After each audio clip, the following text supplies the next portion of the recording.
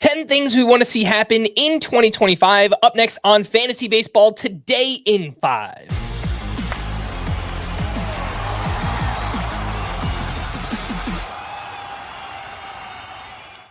Welcome into FBT in 5 on Saturday, September 28th.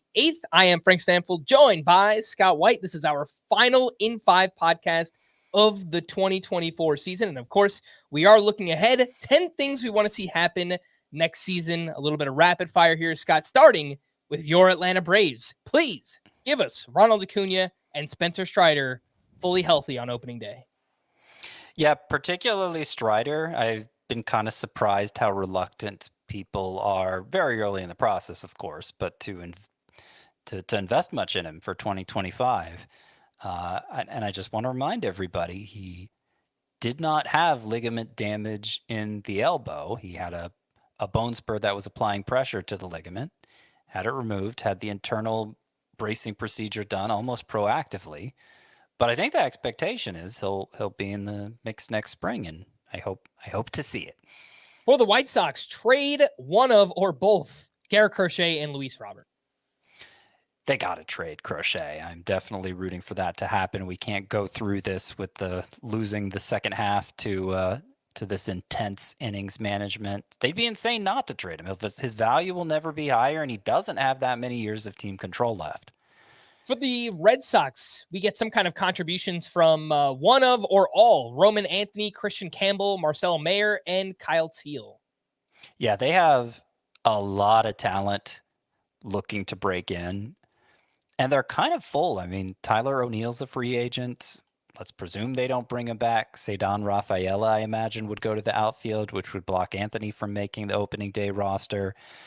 Vaughn Grissom is still in the mix and just got called up in September. So Christian Campbell, is he going to get an honest shot at second base? It's really going to be interesting to see how it all shakes out for the Red Sox, given the many possibilities.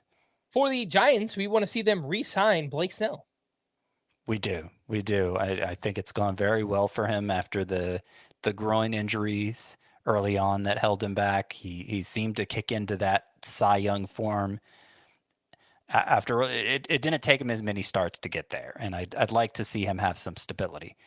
For the Twins, not only do we want to see Royce Lewis healthy for at least 130 games, can we find out who he is? Yeah, because for the first couple years there, in between all the injuries, a lot more injured time than healthy time for Royce Lewis. But whenever he played, he looked like a total stud.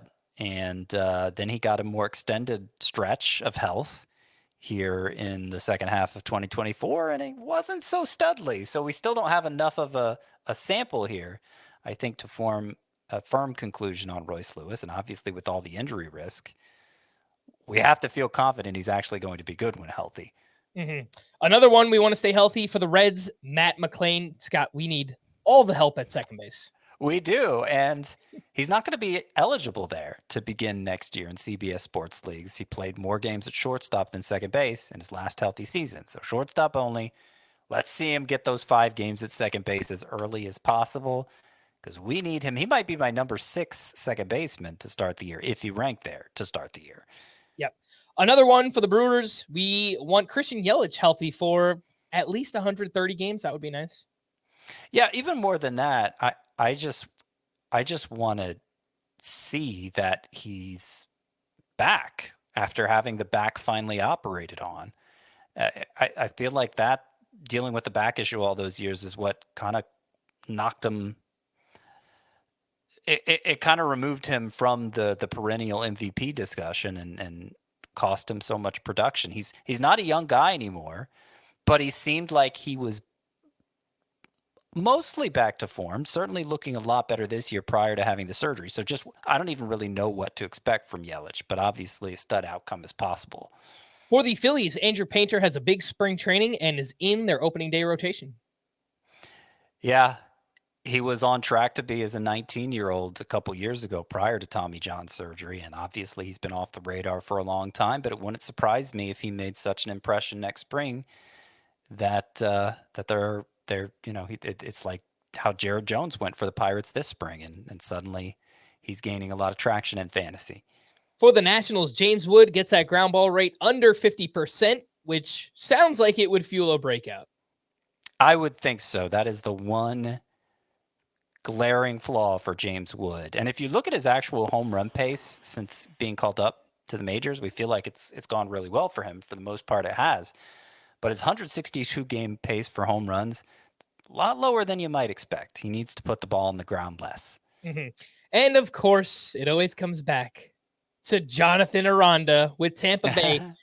We want him to get consistent at bats, whether it's with Tampa Bay or another team. Yeah, they've given him a look here in September. It's gone well. And they have a lot of issues to address in the offseason. Brandon Lau, is it time to move on from him? Yandy Diaz, same thing. Aranda, we've seen him play both first and second base. So maybe they decide to keep Aranda and get rid of one of those guys instead, or maybe Aranda's the one on the move. One way or another, I want to see this guy play finally. All right. For more extensive fantasy baseball coverage, listen to the Fantasy Baseball Today podcast on Spotify, Apple Podcasts, or anywhere else podcasts are found. Thanks for listening to Fantasy Baseball Today in 5 all season long, and we will be back again next week. Bye-bye.